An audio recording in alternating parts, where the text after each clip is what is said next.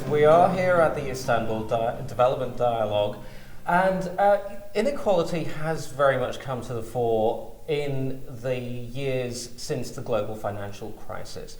But we can't really talk about inequality and the things driving it without talking about also some of the other issues that we've been talking about today, including the refugee crisis. Now, one of the countries at the sharp end of the crisis is Macedonia. And joining me now is Louise Vinton.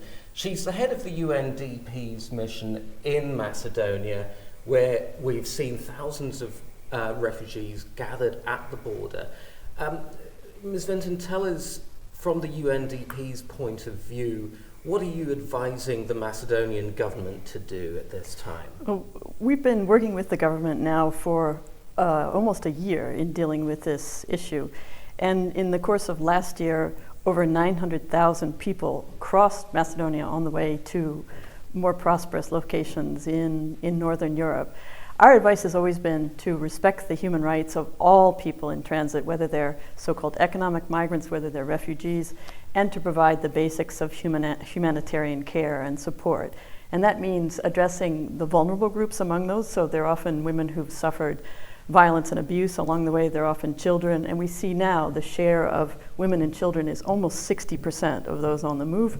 We have almost 2,000 people crossing the border every day.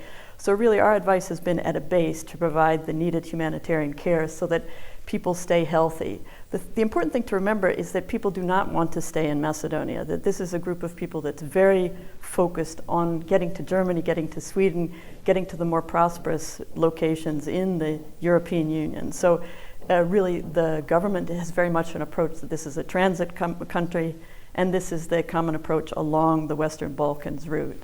And how receptive, in your opinion, has the Macedonian government been to that message?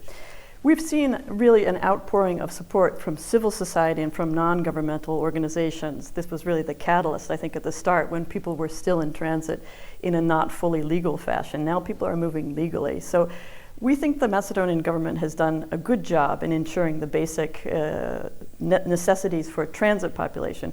Where they might face difficulties is if borders close and people are trapped in the country.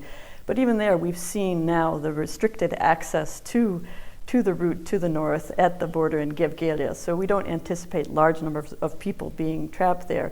The solution is more that we see that Macedonia needs to work with other European countries to find legal pathways for the hundreds of thousands of people who are now in Turkey, in Greece, all along the route, seeking a safer place to live. And that doesn't mean everyone needs to be concentrated in Germany, but to find solutions that share the burden across Europe and across the world.